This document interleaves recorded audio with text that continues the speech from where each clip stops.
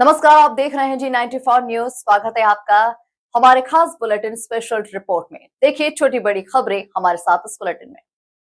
देवास जिले के Bhorasa toll tax के पास रीवा से सूरत जा रही एक चलती बस में अचानक से भीषण आग लग गई। आग की लपटें दूर तक दिखाई दी। प्राथमिक जानकारी के मुताबिक डीजल फैलने से आग लगने की आशंका है। हालांकि सभी यात्रियों ने समय रहते बस से उतरकर अपनी जान बचा ली, जिससे बड़ा हादसा टल गया। सूचना मिलते ही दमकल की टीम मौके पर पहुंची, लेकिन तब तक बस पूरी तरह से जलकर खाक हो चुकी थी। फिलहाल आग लगने के कारणों की जांच जारी है। देवास से एक अनोखी तस्वीर सामने आई, जहां भीषण गर्मी के बीच अब बारातों में डीजे, बैंड बाजे और लाइट के साथ कूलर भी नजर आने लगे हैं। देवास नगर में निकली एक बारात ने बारातियों को गर्मी से राहत देने के लिए चलती बारात के साथ साथ कूलर लगा दिए, जिसका वीडियो सोशल मीडिया पर तेजी से वायरल हो रहा है। भीषण गर्मी में बारात का ये नया अंदाज लोगों के बीच अब चर्चा का विषय बना हुआ है। देवास पुलिस परिवार को बड़ी सौगात मिली, जहां अतिरिक्त पुलिस महानिदेशक और पुलिस महानिरीक्षक उज्जैन रेंज राकेश गुप्ता और पुलिस महानिरीक्षक नवनीत भसीन ने देवास पहुंचकर दिशा लर्निंग सेंटर, पुलिस सुपर बाजार और पुलिस जिम का उद्घाटन किया। अधिकारियों ने बताया कि पुलिस सुपर बाजार से अब पुलिसकर्मियों और उनके परिवारों को दैनिक जरूरत का सामान आसानी से उपलब्ध होगा। वहीं बच्चों की पढ़ाई के लिए दिशा लर्निंग सेंटर शुरू किया गया है, जहां शांत माहौल में अध्ययन की सुविधा मिलेगी। इसी के साथ ही पुलिस जवानों के फिटनेस को ध्यान में रखते हुए आधुनिक जिम भी तैयार किया गया है। बहुत ही अभिनव मुझे लगता है कि पुलिस लाइन देवास में प्रयोग हुआ है, जिसमें ये सुपर बाजार भी ओपन किया गया है, जिसमें कि सभी कर्मचारियों को कंसेशनल रेट्स में सामान मिल पाएगा। तो ये पुलिस कर्मचारियों के वेलफेयर के लिए एक बड़ा उत्कृष्ट कदम है। साथ ही यहाँ दिशा लर्निंग सेंटर, जो एक बड़ा परेशानी बच्चों को रहती है कि घर जब छोटा हो, मेहमान घर में आ जाएं तो कहाँ जाके पढ़े, तो वो अपना दिशा लर्निंग सेंटर में आके अपना शांति से बैठ के, और एक जो कंबाइंड स्टडी का एक अपना मजा है, जब आपके आसपास भी लोग पढ़ रहे हैं तो वो आपको पढ़ने की इच्छा और बढ़ी जाती है, तो वो है। और पुलिस के लिए शरीर सौष्ठव तो बहुत ही आवश्यक है, तो उसके लिए आपने देखा कि ओपन जिम भी है और साथ में अंदर अपना जिम भी है। तो ये तीनों ही चीज़ें मुझे लगता है कि बहुत ही अच्छी यहाँ देवास पुलिस अधीक्षक और देवास के कलेक्टर दोनों ही इसके लिए धन्यवाद की बात है। एक अभिनव प्रयास के रूप में मानते हैं आप इन तीनों चीजों? बिल्कुल, मैं अभिनव प्रयास मानता हूँ और इसके लिए पूरा जिला प्रशासन, पुलिस प्रशासन को मैं अपनी ओर से बहुत बहुत धन्यवाद देता हूं। सर, उज्जैन संभाग में कहीं और भी और अन्य जिलों में भी इस तरह का प्रयास किया जाए? बिल्कुल, इसको हम और जिलों में भी इसको इम्प्लीमेंट करेंगे और उसको और अच्छी तरीके से कैसे आगे बढ़ाए वो सभी जिलों में। देवास जिले के सोनकच्छ तहसील के ग्राम घटियाभाना में एक किसान अपनी उपज तोल कराने के लिए परेशान है। किसान खुमान सिंह भाकड़ का आरोप है कि अतिवृष्टि और ओलावृष्टि से फसल खराब होने के बाद भी उन्होंने मेहनत कर बची कुची उपज निकाली, लेकिन अब चौबार जागीर सोसाइटी मिट्टी मिली होने का हवाला देकर खरीदने से मना कर रही है। परेशान किसान ने कलेक्टर से न्याय की गुहार लगाई है। मामले को लेकर प्रशासन की ओर से जांच और उचित कार्रवाई का आश्वासन दिया गया है। समस्या है कि मेरी कृषि उपज है जो मैं सोसाइटी में बेचने के लिए गया था, इसमें मेरा स्नार्ड बुक है चौबारा धीरा सोसाइटी के अंदर। मैं जब उसे तोलने के लिए गया तो मुझे ये बता दिया गया कि आपके अनाज में मिट्टी है, जबकि मेरे पास में सर्वे रिपोर्ट है, सारी चीजें हैं कि मेरी ओलावृष्टि की वजह से फसल चौपट हो गई थी, उसे मजदूरों के द्वारा भी नहीं काटा गया है। मेरी 10 से 15% फसल खेतों में नष्ट भी हो गई, रह गई है, उसे हार्वेस्ट करवाने की वजह से मिट्टी आई हुई है। अब मुझे ये बोला जा रहा है कि आप मिट्टी साफ करवाने के लिए जाइए। किसान को पहले 10 क्विंटल की जगह 5 क्विंटल ही उत्पादन हुआ है और उसमें से भी 10% मिट्टी खेतों में रह गई है, फसल मिट्टी में मिल गई है। अब जो बाकी बची है उसे बेचने के लिए मुझे दर भर भटकना। सरकार ने ओलावृष्टि के लिए तो राशि देने की बात कही थी आपको? अभी तक कुछ भी नहीं मिला सर। अभी एक अपना एक्सीडेंटल अगर होता है किसी भी बंदे का, तो एक्सीडेंट होने के 10 घंटे या 12 घंटे बाद उसे क्लेम मिल जाता है, लेकिन किसान एक ऐसा मजलूम इंसान है कि उसका क्लेम उसको 2-2 साल तक नहीं मिलता है। अभी यहाँ पे क्या आश्वासन मिला? यहाँ से कोई आश्वासन नहीं मिला। उन्होंने मुझे सीधा लताड़ते हुए कहा कि आप बाहर जाइए। अभी आपने फसल भी दिखाई अपनी? हाँ, तो देखने के बाद में सभी मुंह फेर रहे हैं ना, शासन प्रशासन सभी मुंह फेर रहे हैं, किसान की तरफ किसी का ध्यान नहीं है। अब आगे क्या कदम रहेगा? अब मेरा कदम यह रहेगा कि मैं किसान संघ के साथ मिलकर मैं धरना प्रदर्शन करूंगा। क्या नाम है आपका? मेरा नाम ओम प्रकाश धाकड़। कहाँ से किसान है? मैं सोनकच्छ से हूँ, भट्टेभाना से। सर, एक किसान आपके पास आया था और वो बता रहा था कि उसकी फसल खराब हो गई और उसकी गेहूं में काफ़ी मिट्टी है और उसकी तुलाई नहीं हो रही है, और काफ़ी देर तक आपसे बातचीत करता रहा। क्या असल इस तरह के मामले जो आ रहे हैं, इनका क्या हल है? जी देखिए, एक किसान जन सुनवाई में हमारे पास आए थे और उन्होंने कहा कि उनकी एफसीआई के जो खरीदी केंद्र है, जहां पर एफसीआई के द्वारा खरीदी की जा रही है, उनका जो है गेहूं नहीं खरीदा जा रहा है। इस संदर्भ में मैंने उनको बताया कि वो पूरा एक थैला लेके आए थे जिसमें स्पष्ट दिख रहा था कि काफ़ी मिट्टी भरा पड़ा है और उसको यही समझाया गया कि आप जाके मिट्टी को साफ़ करवा लीजिए, परंतु वह इस बात को जिद कर रहा है कि वो उसकी मिट्टी को साफ़ कराने में काफ़ी खर्च आएगा और वो ये नहीं करेंगे और तुलाई केंद्र वाले उसको खरीद लें। परंतु यह संभव नहीं है क्योंकि एफसीआई के जो गाइडलाइंस हैं उसमें स्पष्ट है कि आपको कुछ 10% तक ही मानक रूप से जो है इसमें मिट्टी हो सकता है, उसके ऊपर आपको जो है साफ़ करके देना पड़ेगा। तो उसको यही समझाइश दी गई, परंतु वो इस बात पे बहस कर रहा है कि वो मिट्टी साफ़ नहीं करेगा क्योंकि उसमें अलग से उसको खर्च लगेगी।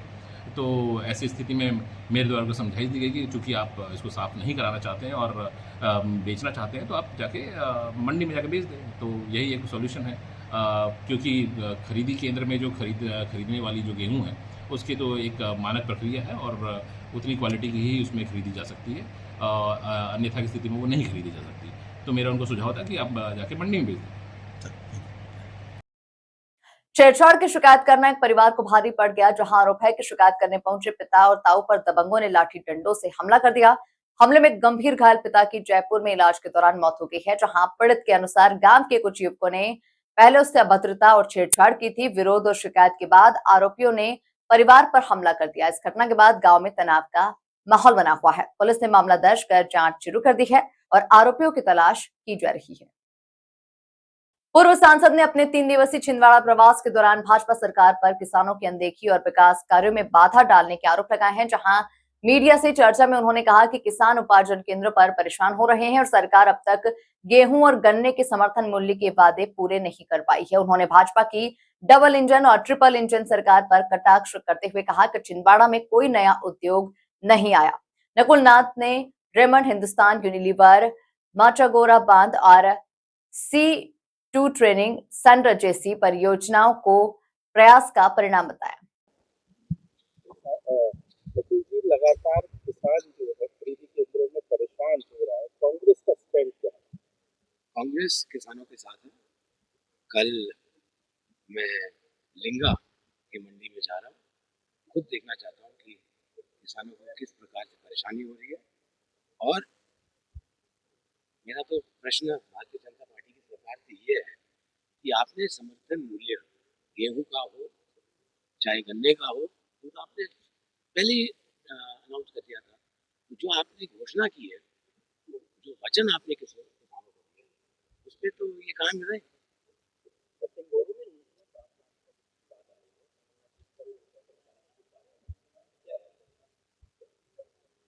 देखिए, सोचने और समझने वाली बात है।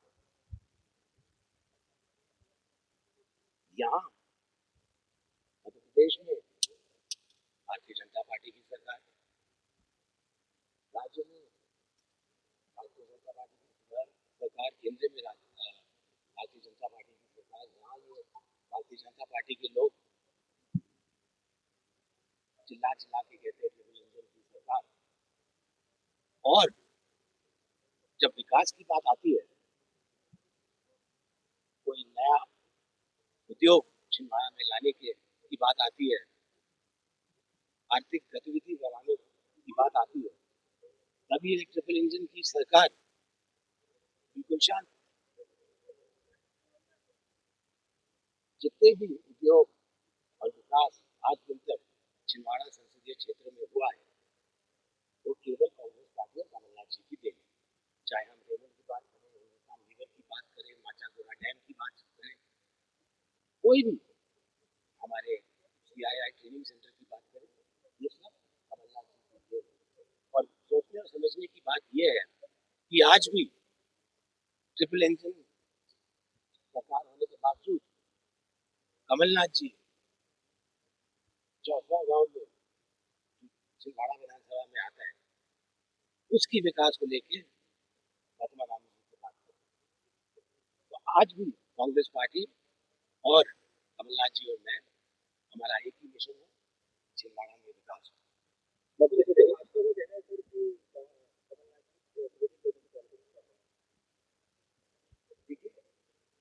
20 साल की उनकी राज्य में सरकार है, 16 साल अदानी कंपनी ने 16 साल पहले ही लगभग 750 एकड़ जमीन खरीदी थी। ये 20 साल में तो कुछ कर नहीं पाए। अब जो कमलनाथ जी बात कर रहे हैं, और कमलनाथ जी केवल बात नहीं करते, करके दिखाते हैं। आपको 40 साल का अनुभव रहा है।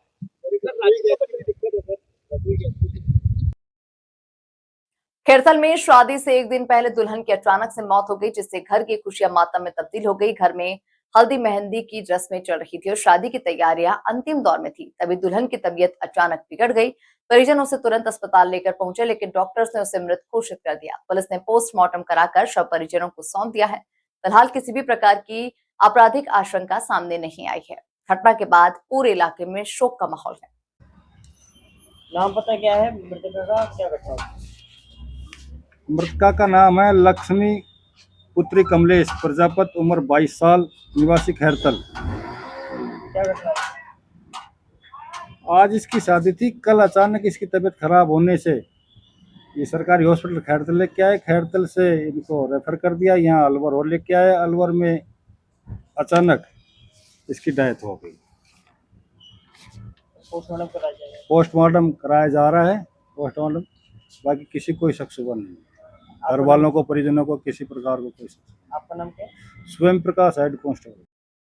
अरावली विहार थाना क्षेत्र के भारत नगर में चोरों ने एक सरकारी अधिकारी के सुने मकान को निशाना बनाकर लाखों की चोरी की वारदात को अंजाम दिया। पीड़ित एफसीआई में मैनेजर है और वर्तमान में उनकी पोस्टिंग करनाल में है। जानकारी के मुताबिक चोर घर से 10 से 12 तोला सोना, करीब 1 किलो चांदी, एक बुलेट बाइक और अन्य कीमती सामान चोरी करके ले गए। चोरी में करीब 15 से 16 लाख रुपए के नुकसान का अनुमान है। सूचना पर पहुंची पुलिस ने मामला दर्ज कर जांच शुरू कर दी है। आसपास के सीसीटीवी फुटेजेस खंगाले जा रहे हैं और वारदात को योजनाबद्ध माना जा रहा है। नाम बताइए आपका। मेरा नाम महेश चंद मीना जी। और मैं 26 तारीख को यहाँ से गांव चले गया था। गांव मेरा टोडाभीम तहसील करौली में पड़ता है। तो मेरा मकान काम चल रहा था, मैं यहाँ चले गया था। मेरे यहाँ एक किराएदार पे एक लड़की रहती थी जो ऊपर का रूम में रहती थी। वो 27 तारीख को फ़ोन करके कह रही कि अंकल जी मैं गाँव जा रही हूँ। तो मैंने कोई बात नहीं, तू चले जा, लॉक लगा। वो बाहर से लॉक लगा के और मेरे पड़ोसी को चाबी दे के चली गई। आज क्या मैंने पड़ोसी को फ़ोन किया कि मेरा मकान में जाके वो पानी आ रहा था, पानी के बाल बंद करें नहीं तो कुंडा जल जाएगा। जैसे आया उसको गेट खुला मिला। उसने सोची कूलर वूलर के चट रहे, उसने देखा सारा लॉक टूटे हुए थे और सारा खुला पड़ा। फिर जब उन्होंने मुझे कॉल करी, जब मैं गाँव से भग के 9 बजे मैं पहुँचा हूँ यहाँ अलवर पे। क्या क्या सामान लगे थे? मेरे सामान में कम 12-13 तोला सोना चले गया, 1 किलो चांदी चली गई है और कुछ मेरा चांदी के सिक्के विक्के थे 8-10, वो भी सामान चले गया और एक बुलेट गाड़ी चली गई। लगभग कितने लाख का नुकसान मानते हैं? लगभग सब देखो 12 तोला कितना का है उसको लगाओ और आप 1 किलो चांदी का लगा लो और 3.5 लाख और 1.5 लाख रुपए कैश। लगभग हाँ, मेरे सामान इतना सारा सामान निकल गया। सारा सामान मेरा अलमारी के अंदर था टोटली। बाकी मेरा नुकसान और सामान कुछ नहीं ले गए, सिर्फ यही बुलेट गाड़ी को ले गए और वो सारा सामान ले गए इसमें। कौन से गाँव गए थे आप? मैं गया था साधपुरा, टोडाभीम तहसील में पड़ता है करौली। क्या काम करते हैं? मैं गवर्नमेंट जॉब है मेरे एफसीआई में, मैनेजर हूँ मैं करनाल में। करनाल डिस्ट्रिक्ट में पोस्टिंग है मेरी जगाधरी। तो मैं छुट्टी आया हुआ था 1 हफ्ते की। तो मैं घर पे मकान काम चल रहा, मैं इसलिए घर चले गया लोग लगा कर।